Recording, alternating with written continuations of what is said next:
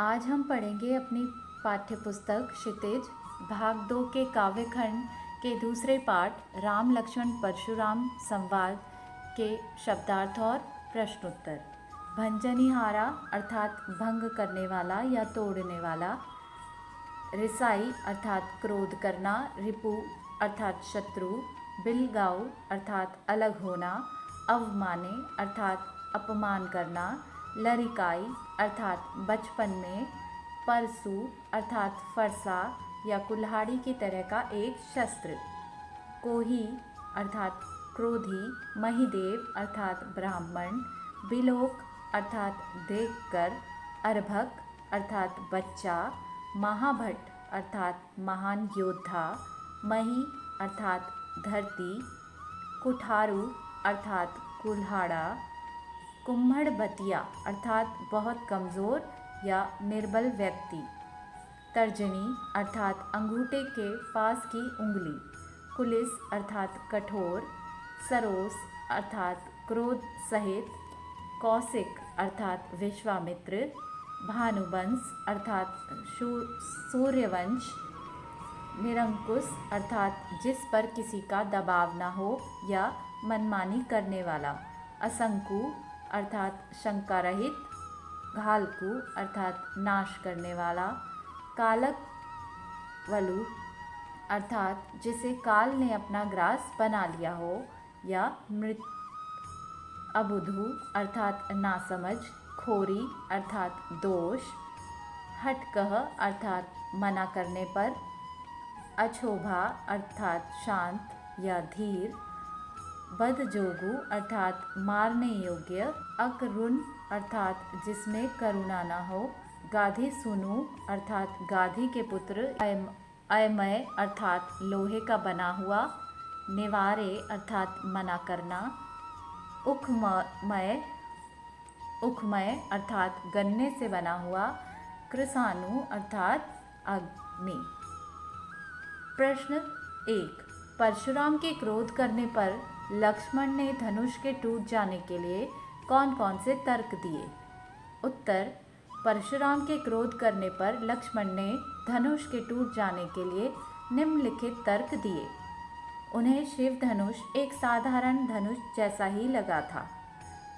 शिव धनुष बहुत पुराना था, इसलिए छूते ही टूट गया, और बचपन में उन्होंने ऐसे न जाने कितने ही धनुष तोड़े थे, इसलिए इसे भी तोड़ दिया।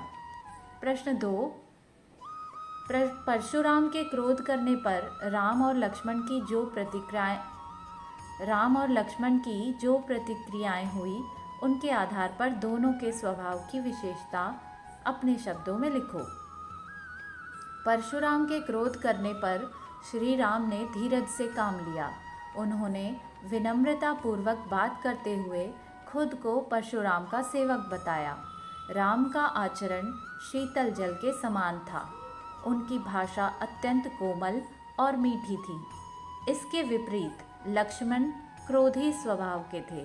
अपनी जान की परवाह किए बिना वे बड़ी निडरता से परशुराम के समक्ष अपनी बातें कहते रहे।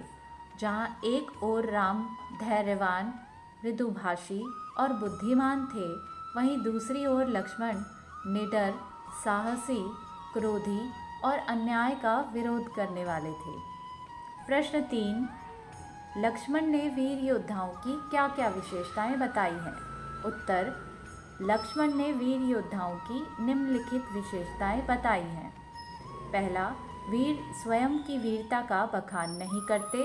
वे अभिमानी नहीं बल्कि धैर्यवान और क्षोभ रहित होते हैं।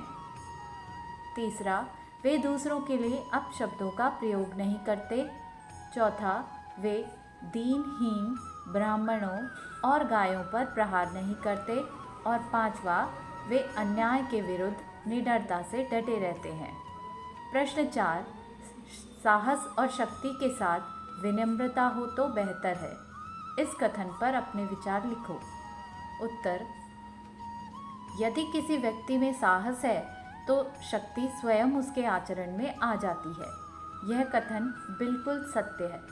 शक्ति और साहस, इन दोनों गुणों की अधिकता व्यक्ति को अभिमानी बना देती है, परंतु यदि विनम्रता इन गुणों के साथ मिल जाए तो वह व्यक्ति श्रेष्ठ वीर कहलाता है। ऐसा व्यक्ति किसी भी परिस्थिति में बड़ी आसानी से जीत जाता है।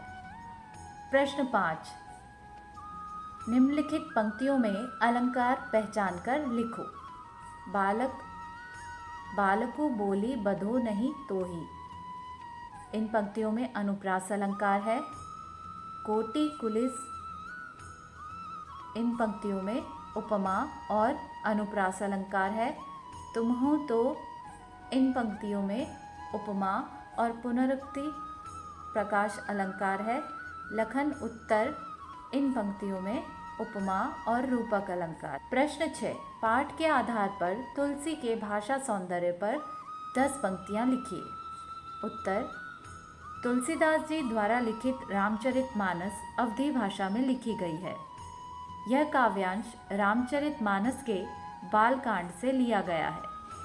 यहाँ अवधी भाषा का शुद्ध रूप देखने को मिलता है। तुलसीदास जी ने इसमें दोहा, छंद और चौपाई का सुंदर प्रयोग किया है। अलंकारों का भी सटीक प्रयोग हुआ है। अनुप्रास, रूपक, उत्प्रेक्षा और पुनरुक्ति प्रकाश अलंकार का प्रयोग हुआ है। यह रचना वीर, भयानक और रौद्र रस से परिपूर्ण है।